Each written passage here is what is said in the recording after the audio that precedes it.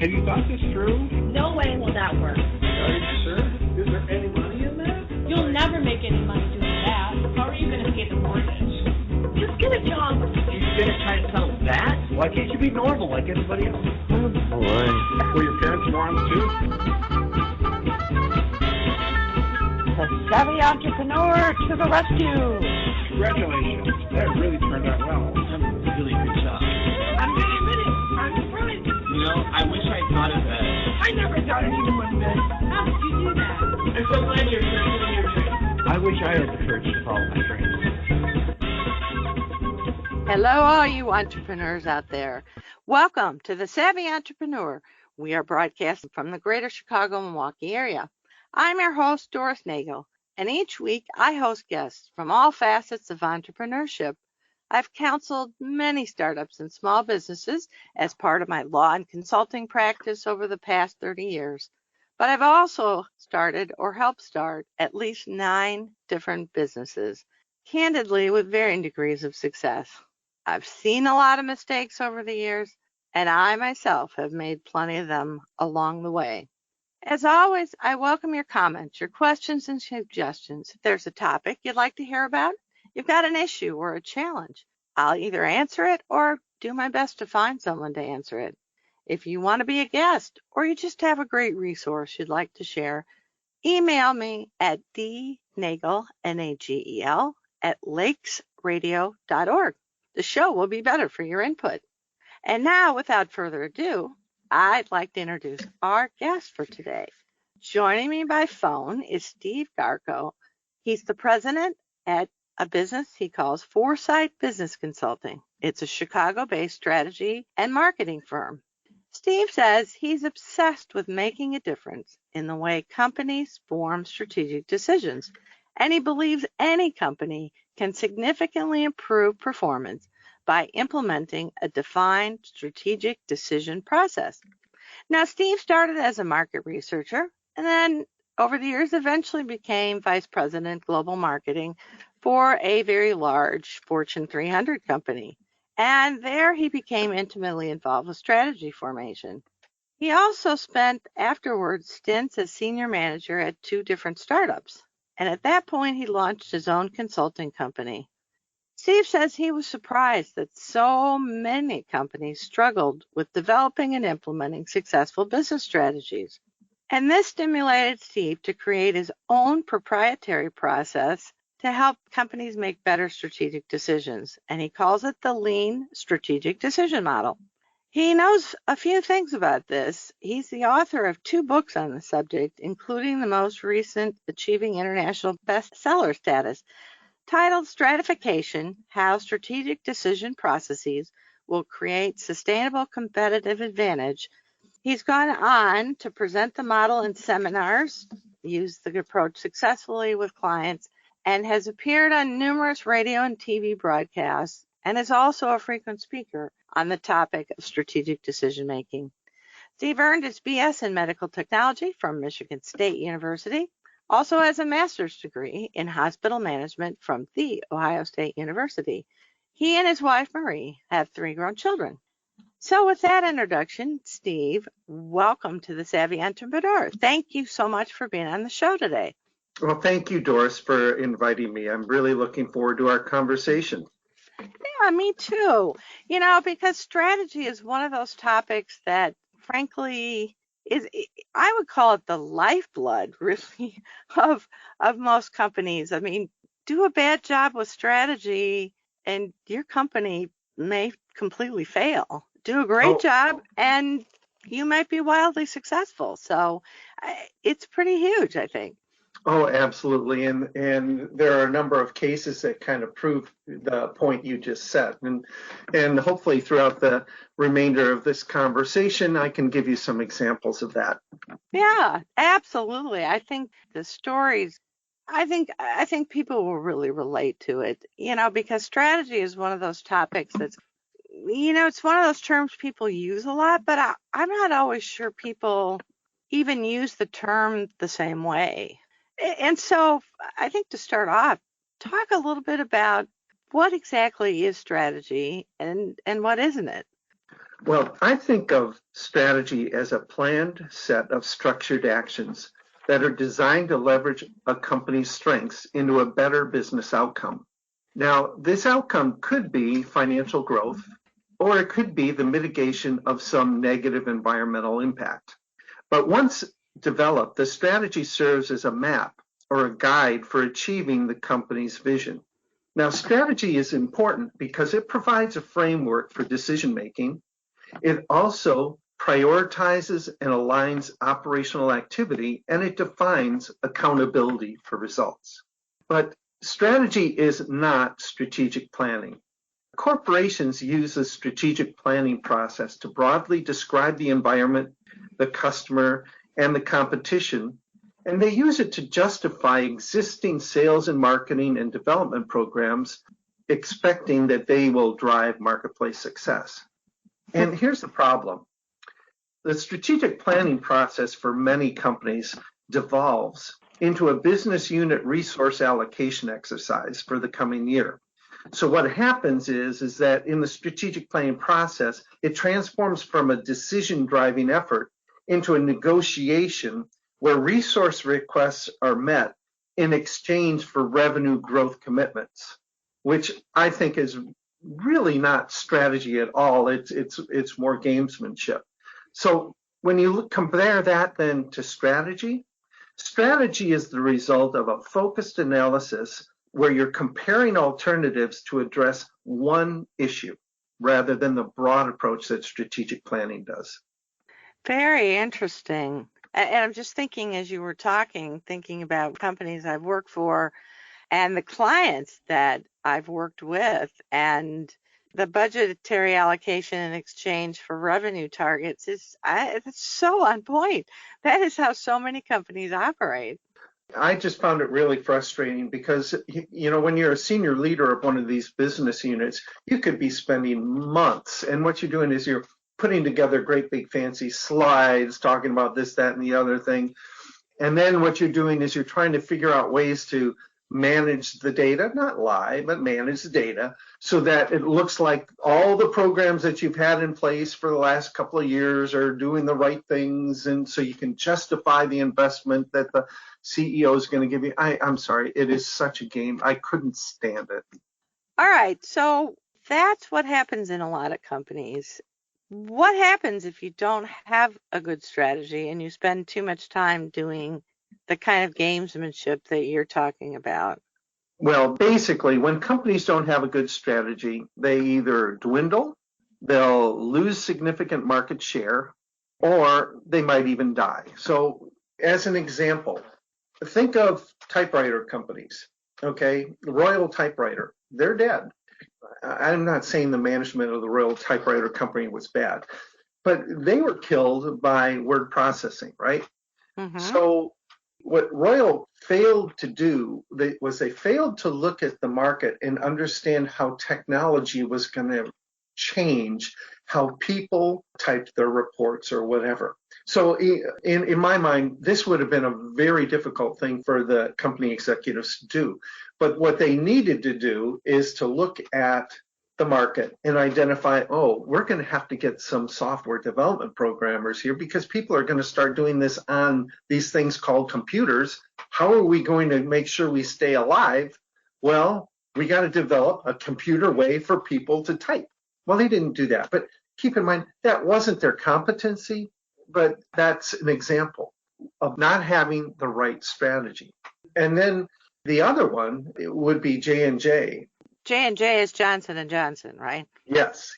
Okay. Johnson & Johnson lost significant market share in the stent market. They basically had 90% market share, and because they didn't focus on what the next things they should be doing for their strategy, they dropped to 9%, 90 to 9% in 3 months. In 3 months? 3 months. Wow. So, okay, now that's an extreme case, obviously, but it serves the point that basically if you don't do a good job on your strategy, you're not talking about losing 1 or 2% market share or not increasing your revenue by 1 or 2%. You can lose a lot or all. Yeah, it's interesting.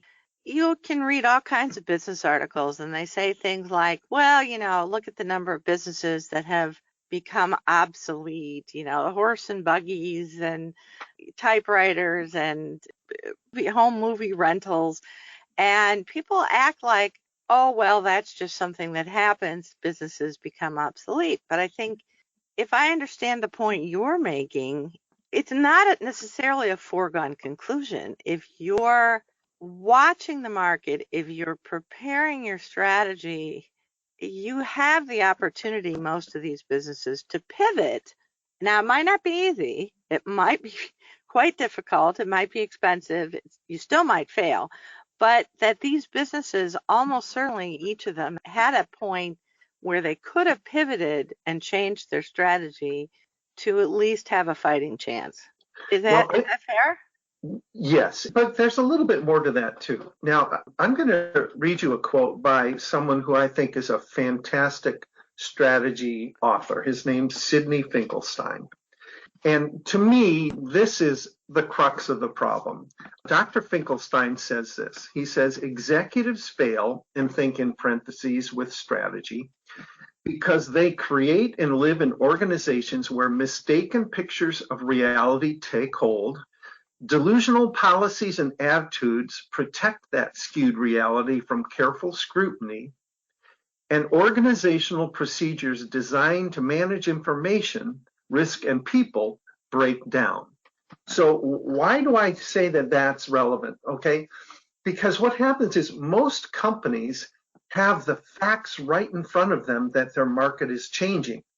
But because they have a mistaken picture of reality, and what do I mean by that? The typewriter company will look at, oh, word processing is coming. Well, guess what? They'll say, oh, but we've had great sales this year. We got a great budget next year. It's not going to really take hold. Okay, that is a delusional picture of reality. Because they're not looking at it from the customer perspective. They're looking at it from their delusional policies and attitudes. They're ignoring the facts. And the other thing is, what Dr. Finkelstein says, he says the procedures that you set up to collect these things on how the environment is changing, they break down. So maybe what happens is that you've got some junior person assigned to look at the market and then present the report up the ladder. Well, that junior person might actually understand what's going on better. But what will happen is the organizational leaders will go, oh, that can't happen. So I guess what I'm saying is, well, horses and buggies stopped because a new technology came in to replace it. And the problem is that the companies that were making buggies did not believe that their buggies were going to get replaced by something called an automobile. Yeah. Well, it's interesting. I had a guest on last week talking about leadership, which is like strategy, is another one of those really important topics, and also one that businesses often don't do a very good job with. But, we were talking about the implicit biases and how they creep into collective decision making, individual as well as collective decision making. And it seems to me maybe what you're talking about, I'm not sure which implicit bias it would be, confirmation bias or one of those, but it almost seems like you're talking about that, where there's this built-in pride in a company among the leadership of what's been accomplished, and even among the employee base. And so it becomes very, very difficult to think that this product that's been so wonderful and so successful and that you're so good at making, that the market has suddenly shifted and maybe you're, a slice of used bread today, and you don't even know it because you don't want to see it. And anybody who tries to challenge that within the organization often is viewed as a troublemaker and gets shut down, right? I'm laughing because been there, done that. Okay, in my last position at the big company, I was one of the first people to decide that our product was not going to be able to make it in the market. And I was kind of like the lone tree blowing in the wind. I actually went out and I identified a replacement product from a vendor. And so what I was trying to do is I was trying to get us in a position to negotiate an agreement so we could bring this product in while the other one was going to fail. But nobody else was ready to give up on our product. And so the engineering team begrudgingly started to look at it, and they'd find all the problems with the vendor product. And quite honestly, they were nothing compared to the problems with our product, But I had worked out a deal where we could get access to the product for about $1 million. It became too frustrating. I parted with the company. And it turns out 3 years later, I think, either 2 or 3 years later, the company I left actually secured the vendor that I had selected, and they paid tens of millions of dollars for the right to distribute that product.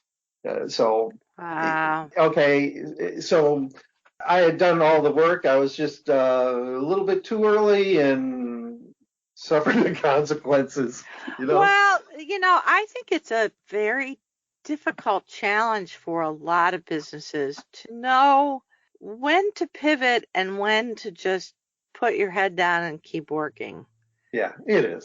And obviously, if you don't have a good strategy process, trying to make an educated decision about that is difficult. Absolutely. So how do you know if you have a good strategy or not, or if you need to rethink things? Well, from my perspective, if you are having business success, it probably means you've got a good strategy. And first of all, if that's happening, congratulations. But what I would say is that's not the time to rest on your laurels. You may not need help from me because it probably means you're doing a good job with strategy formation. But when times are good, it makes sense to set up a regular environmental monitoring activity. This means you monitor what's going on with your competition, your customers, new technologies coming in, and trying to decide how that could impact your business.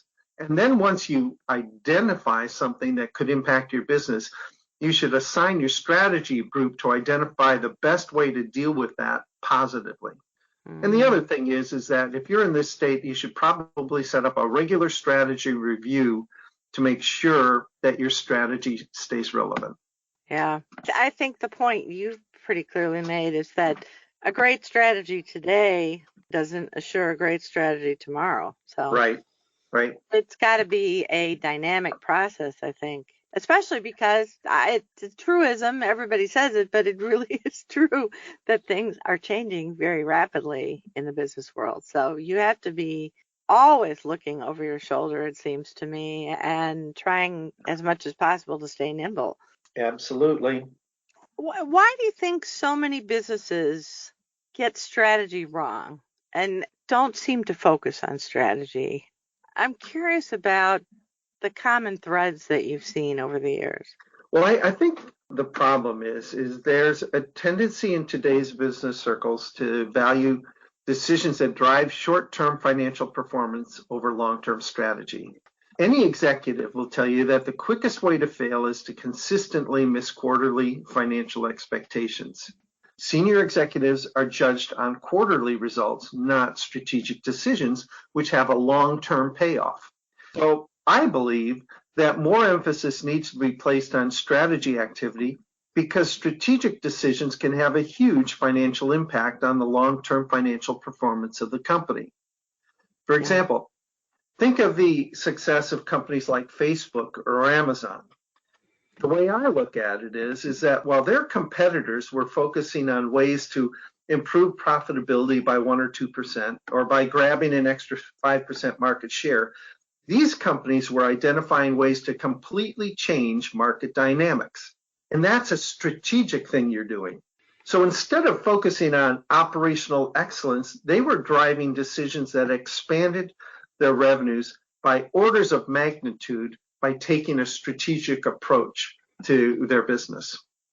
Interesting. It's reminding me, I think I told you I got your book, and in there's a cartoon that you just reminded me of somebody with their binoculars looking out into the distance, and what they're ignoring is the alligator that's about right. to take their legs off. Yep. In the book, though, I think there are a ton of strategy books that say, oh, here's what I think about strategy and what it means for companies and all that.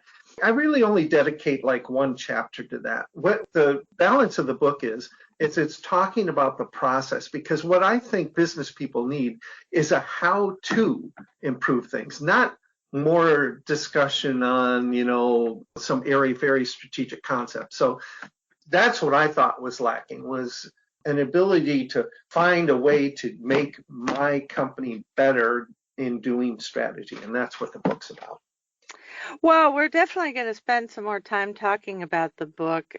I think you probably have an example or two of bad strategies or non-strategies, or maybe some statistics that show the importance of strategy and of spending some time focusing on it.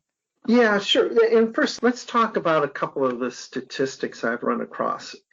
One of the biggest problems with companies facing strategy issues is most executives think they can develop strategy on the fly.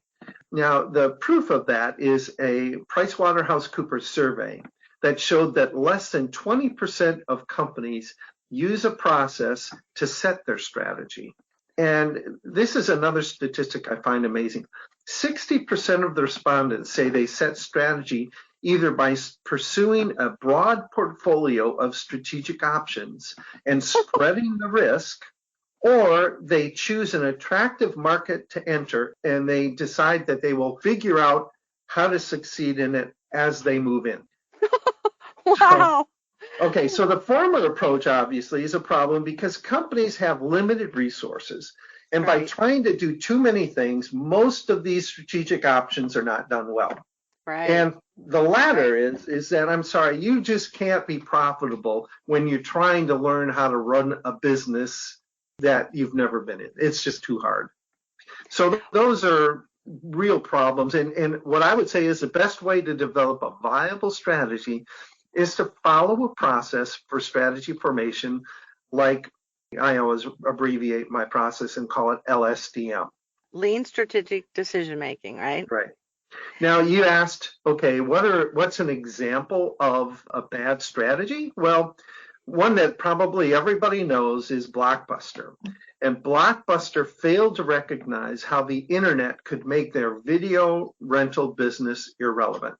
Now, I don't actually know how Blockbuster failed to see that, but I can go into a little bit more detail on another big one, which was Motorola failed to identify that the digital cell phone would replace Motorola's analog technology in the market. That was another big one. Yeah, let's talk about that. That's especially relevant, I think, because we're both in the Chicago area. I think people would remember Motorola as being just an absolute giant. And although they're not a small company, they've definitely slipped a lot in terms of their place and size in the market. So what happened? What's the backstory there? Now, basically, I haven't done the interviews for this, but Dr. Finkelstein interviewed a lot of people, so we've got a pretty good understanding of how this happened. So, for background, in 1983, it introduced the first cell phones, which, as you recall, were really bulky and expensive analog devices. By 1988, Motorola had established a dominant position. By 1990, Motorola controlled 45% of the world's cell phone market and annually grew sales by over 20%. And this continued through 1995. By 1995, it had captured 60% market share. But an alternative technology was introduced, which we all know, digital mobile. Now, digital mobile had several advantages. Customers experienced less interference, so phone discussions were sharper and there were fewer lost connections. And carriers saw benefits too. Digital signals permitted carriers to handle 10 times more traffic than analog signals using the same infrastructure. Now, despite the fact that the technology had these advantages, Motorola was slow to respond. And by the time it finally introduced a digital cell phone in 1997, Motorola's market share had dropped to 34%. Eventually, the company was forced to lay off 20,000 workers, and that was in the middle of 1998. In essence, what ended up happening, in Motorola's case, several years prior to the digital cell phone dilemma, the firm was faced with a decision for microchip manufacturing. It could choose to produce chips for the Apple or for the PC operating system, and Motorola chose to produce chips for Apple. So when the market moved to PC, Motorola's large investment was wasted. Now, why is this relevant for cell phones? Well, basically, Motorola was afraid of making that same decision. Digital cell phone technology could happen on different digital frequencies. And Motorola did not know which of these digital frequencies it should go with.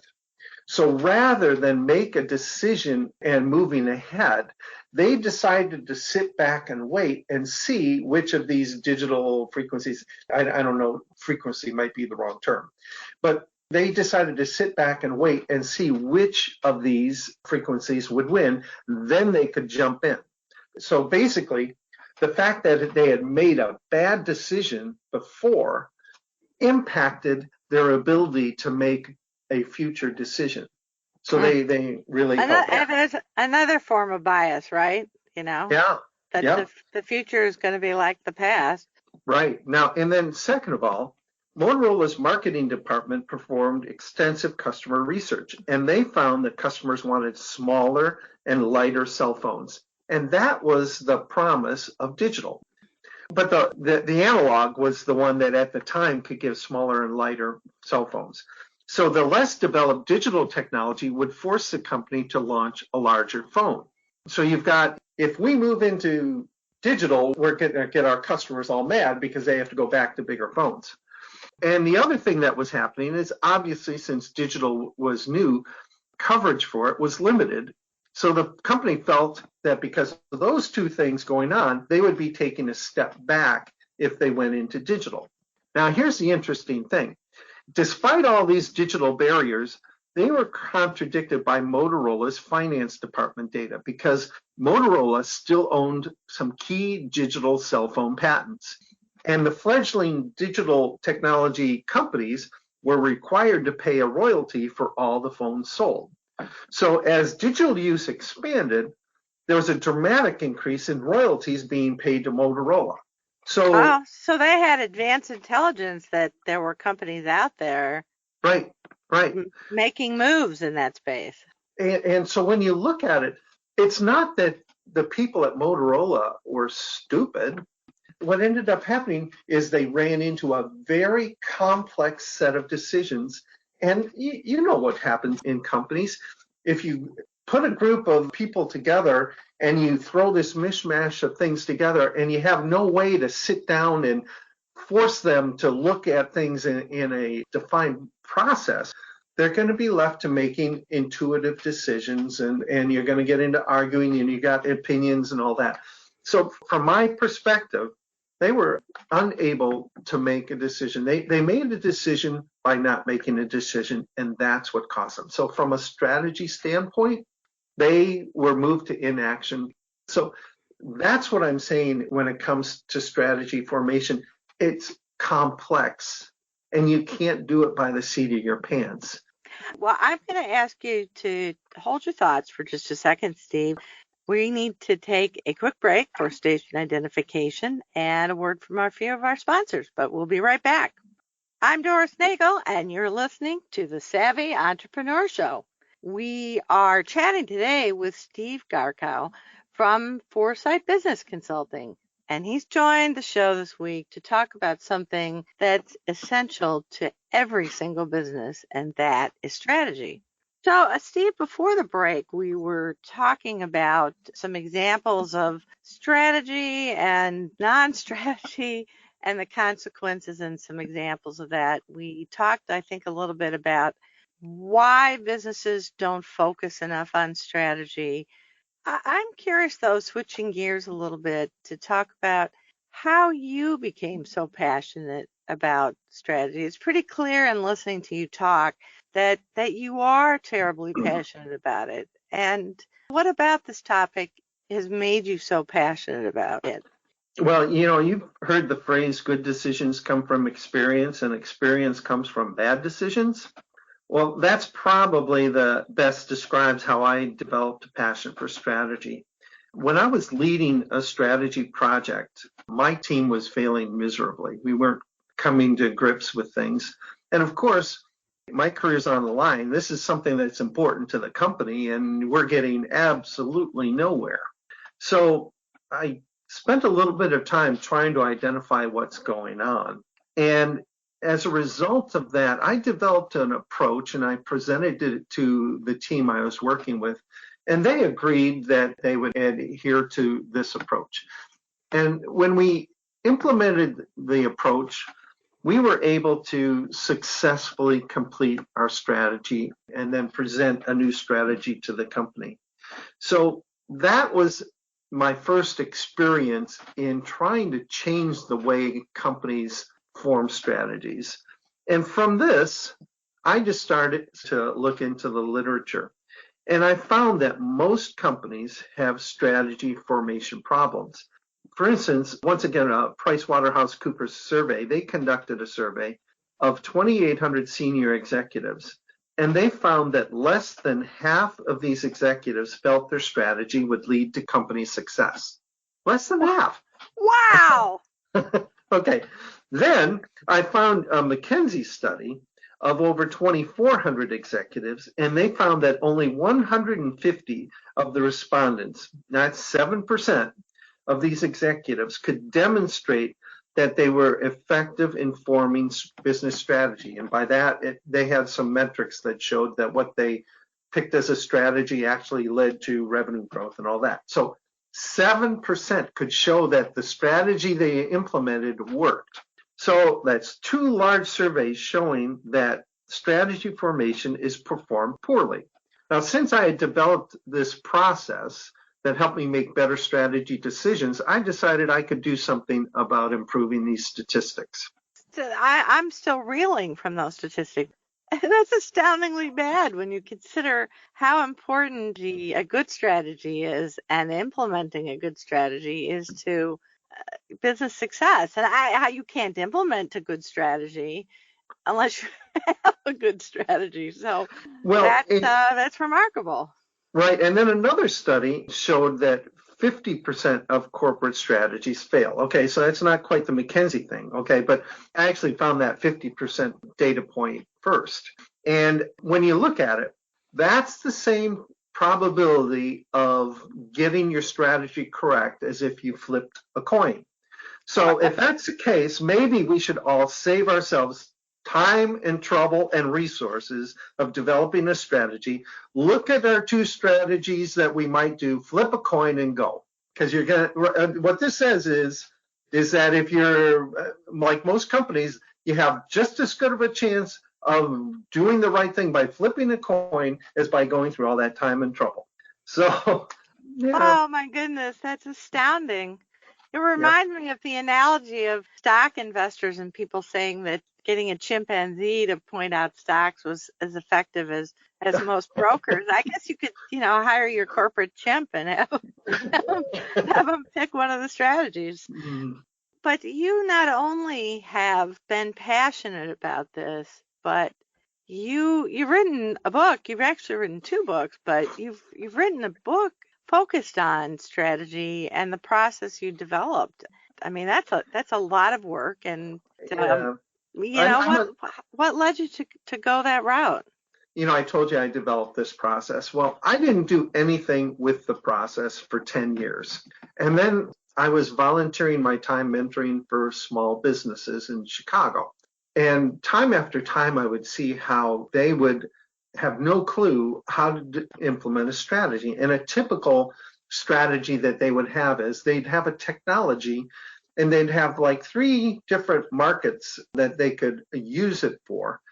And these people couldn't figure out how to pick the best market.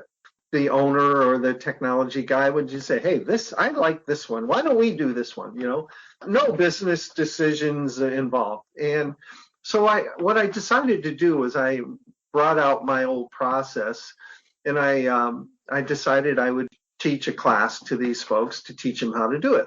And they all liked it and all that, but I did that a couple of times, and the thought was, well, if I do that, then maybe somebody will come to me and they'll say, hey, will you help me implement this? But startups don't have money, so nobody ever did that. And so another couple of years passed.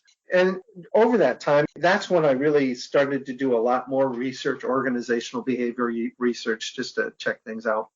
And I sat down and I had coffee with a friend of mine, and I'm starting to tell him about all this stuff about strategy, about how poorly it performed and how my little process worked for them. And he goes, well, you should write a book. And I thought about it until about the end of the coffee meeting, and I go, you know what, you're probably right. So it was just I never would have written the book if I hadn't had coffee with that one guy. I, for one, am glad you did. It is very articulate, and it is very well thought out. If you buy the book or read it on Kindle or get it at the library, it is not a book that you can just kind of breeze through with a few little nuggets and read at one sitting while you're waiting for an airplane. It is a very dense book.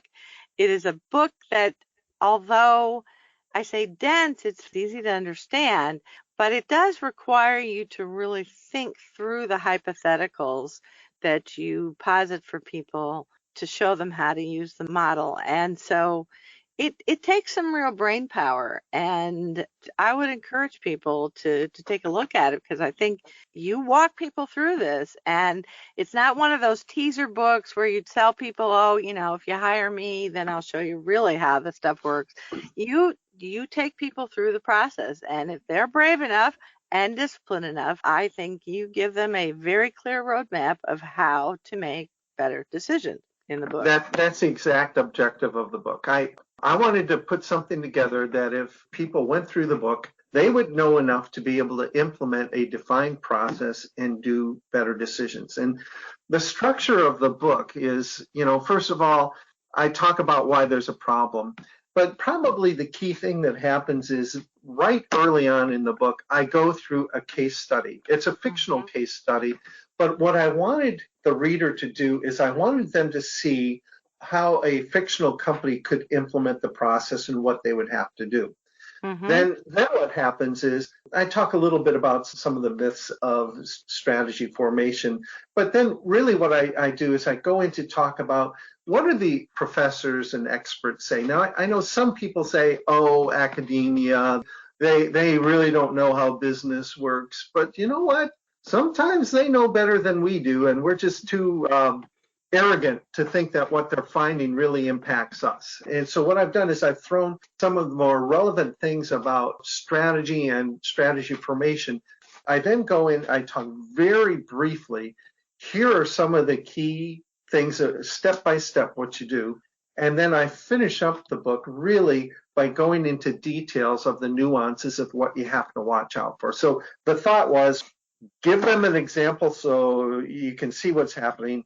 Teach the basics, and then when they've got the basics down, then learn the nuances, and hopefully by doing that, they then have enough to implement the process themselves.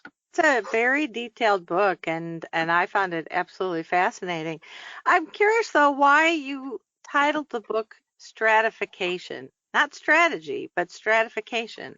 Yeah, stratification, the definition of that is dividing or arranging things into a hierarchical order that you can make decisions on. And really, that's the nature of strategy.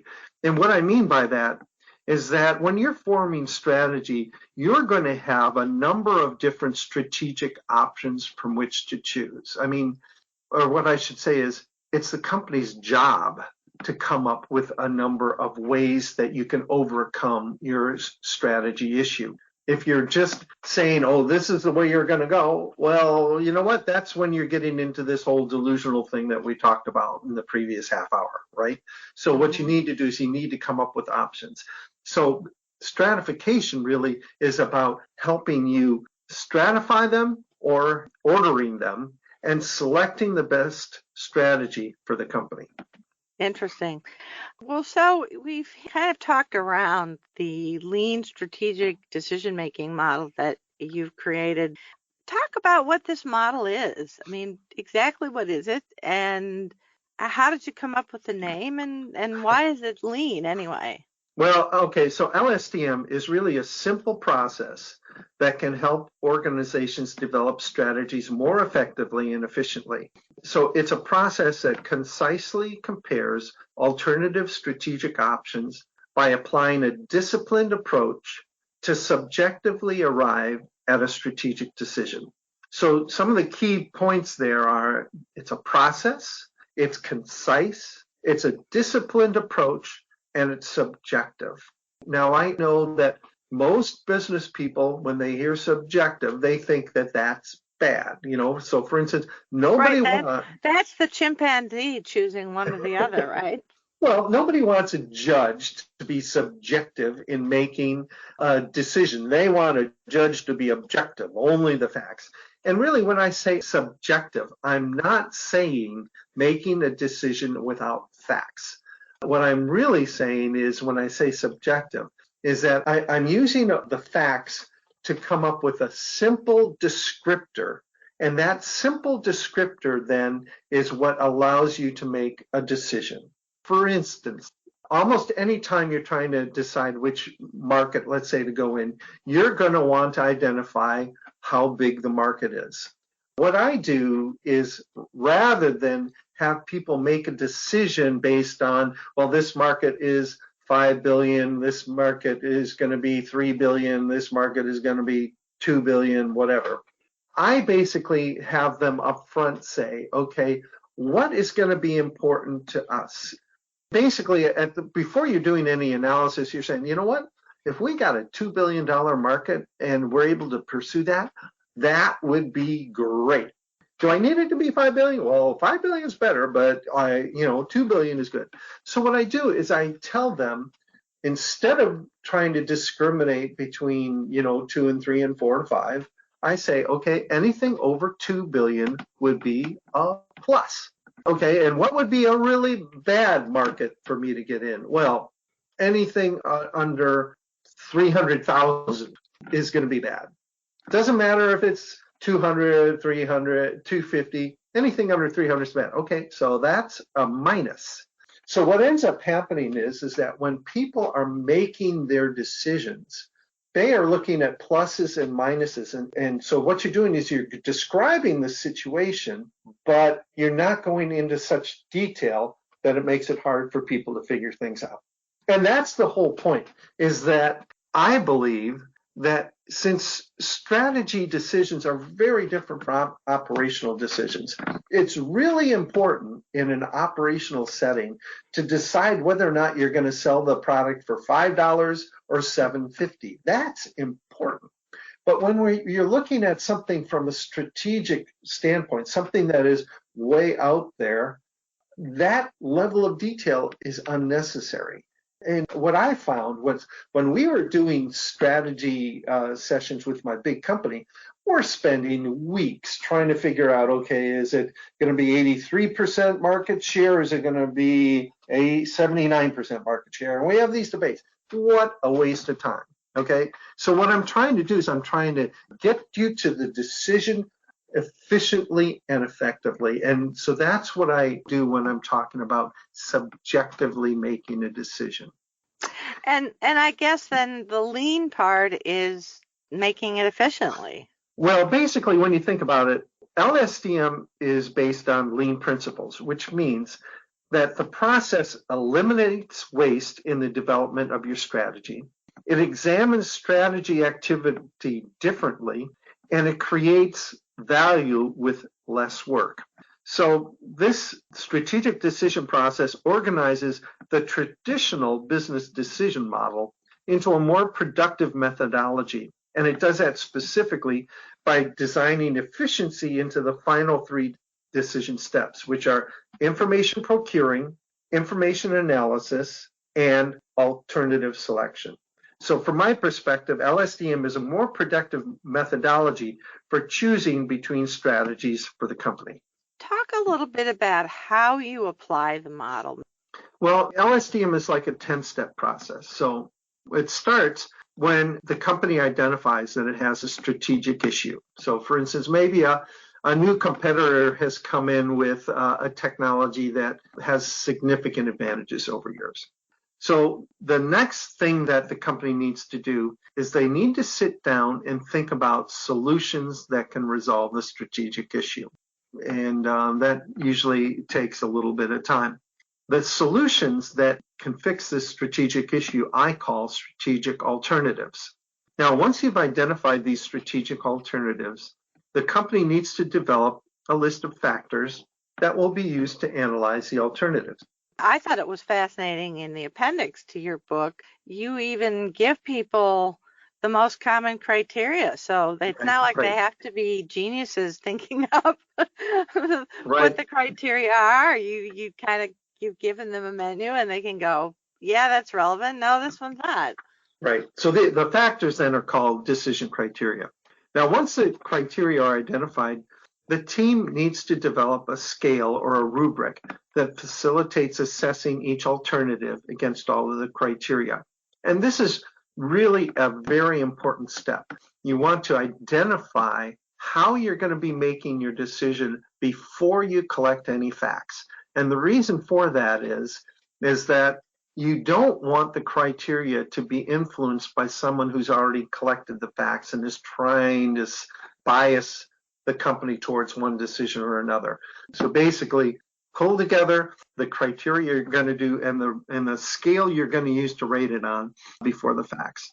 Then you collect the facts, turn the scale and the facts over to everyone on the leadership team. In my opinion, you need to have a team make a strategic decision so that you can bring in all the different disciplines in to look at the situation and make a better decision.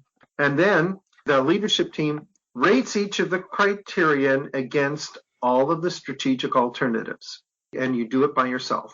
When that's done, you compile all the leadership responses, bring the team together, and then you basically try to develop a consensus over how each of the things are rated. Some of these are very easy because everyone will rate something the same, but that won't always happen. So what you do is you basically ask the team to explain why you rated something, and hopefully by making your business case, you can eventually bring folks on side. What I want to do is I want to make sure that if you have some of those thinking quiet people, you want to make sure you pull them out to make statements, because often, and I think often those people are people who make really good conclusions. There's a lot of interesting stuff out there about groupthink, and oftentimes the most vocal, the most negative people have a much stronger say in the direction of how the group thinks about something. So I could see between that and the implicit biases that we've talked about, it can be very, very helpful to have someone from the outside facilitate. Right. So basically what ends up happening then is when you agree on the ratings for each of the alternatives, you put this combined result onto one sheet of paper that I call a canvas. And the canvas then kind of rates subjectively all the different alternatives along all the criteria that you think were important. It's just a very simple way to look at your business solution, and you basically make your decision as to which is the best strategy based on looking at the canvas. And then, of course, you go ahead and implement that best alternative. Really interesting. So looking back at some of the topics we've covered so far, it's pretty clear that a lot of companies do not a very good job with strategy. They don't have a very good process, a lot of them, and even leaders often don't have a lot of confidence in them. And you present them with a very well thought out, easy to follow methodology that will help them. So I'm guessing then that the phone rings off the hook, right? Well, in truth, no. I have found that most executives are so focused on the short term that strategy is less of a priority. And I also think that most organizations think they do a pretty good job of doing strategy. And quite honestly, since the payoff for a good and bad strategy can be years down the road, often what will happen is someone will make a decision on a strategy and they might not even be with the company by the time the impact actually shows up. So in general, it's difficult to get companies to make the decision. I think I mentioned last week we had someone on talking about leadership. They said the same thing, that people more or less think they're okay at it, and frankly, they're too busy. And you and I talked the fact that my company focuses on partnering, and my mentor in the whole partnering field says only really smart companies will care about this. And you say the same thing about strategy. That's actually a little terrifying when you have threads that are as important to a business as partnering effectively with other companies, with leadership and development and strategy, and companies don't have time for it. I'm sort of trying to step back and say, what in the world is going on? What do you think it is?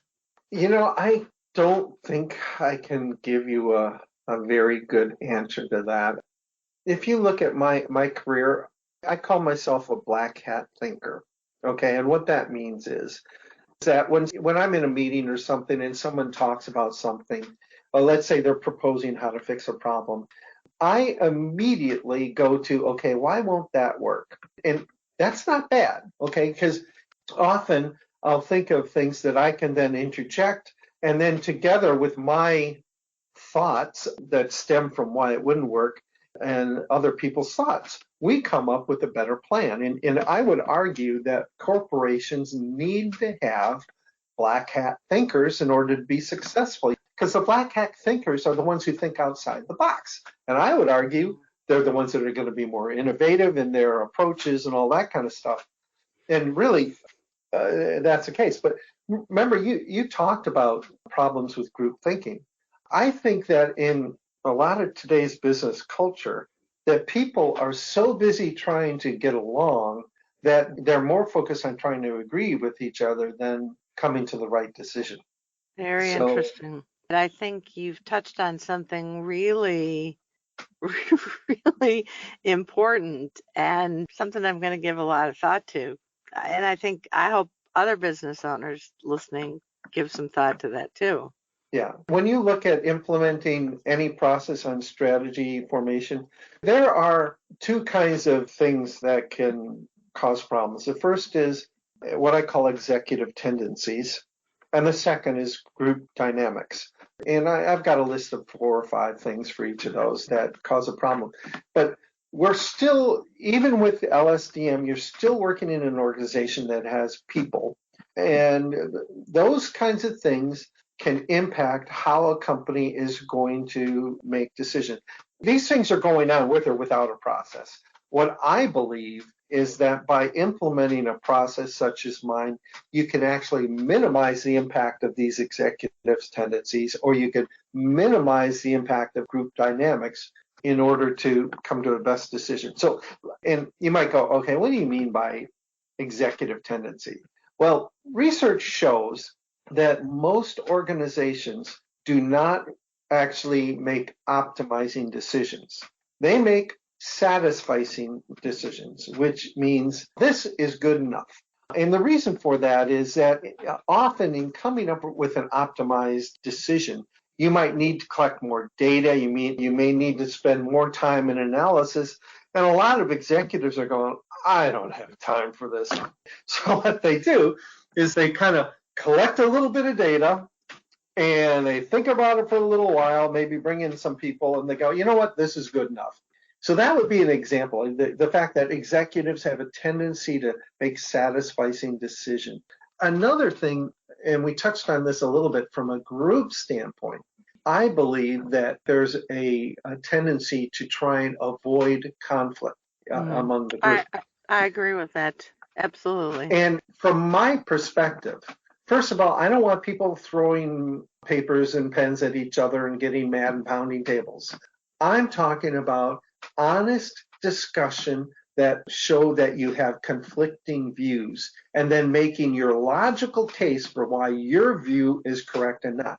And what ends up happening is that people are so afraid of having conflict that they will agree on something even if they don't even believe it because they want to avoid conflict. Conflict makes people think deeper, come up with new alternatives, come up with more innovation, and push companies to get more facts that will make you make better logical decisions. That's what conflict properly managed does. But we're too afraid of conflict. Yeah, well, unfortunately, people that stick out often get whacked in the next restructuring. So, Yeah. I think that's factored into some of it. It'd be interesting to see what's out there about that. So we're almost out of time. As I suspected, the hour would fly by. If people are interested in connecting with you or learning more about what your company does or just chatting about strategy and how to do it better, what's the best way to reach you? Sure. The best way to learn more is to go to my website. That's stevegarchow.com. So Steve, Garc as in cat, HOW.com. Now on the homepage, there's a link to a free, no obligation 30-minute strategy discussion.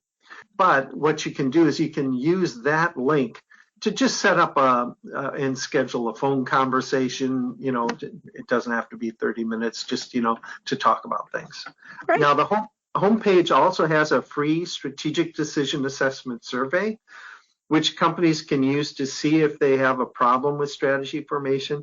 It also contains a link to my book, and then it explains the assistance programs my company can perform. Terrific. And where can they get this book if they're interested? So it's available on Amazon. It certainly is. That's where I got mine. So, well, we're out of time. Steve, thank you so much for joining us this week. It was really interesting. Well, thank you. I really enjoyed it, Doris, and I appreciate you having me on your show. I learned a lot. So that's our show for this week. Thanks to everybody for listening. And again, especially to our guest today, Steve Garchow from Foresight Business Consulting. To listen to an on-demand recording podcast of today's show, along with other free information and resources for entrepreneurs, you can go to my Savvy Entrepreneur show page, which is at lakesradio.org, or to my consulting website, which is globalocityservices.com. Be sure to join us next Saturday. We'll be talking with the owners of a brand new business in Libertyville, Illinois called the Salt Cave. It's a unique business, and they'll talk about how they decided to create this business and share candidly some of the challenges they faced along the way with trying to get the business set up and operating. So be sure not to miss it. And until then, I'm Doris Nagel, wishing you happy entrepreneuring.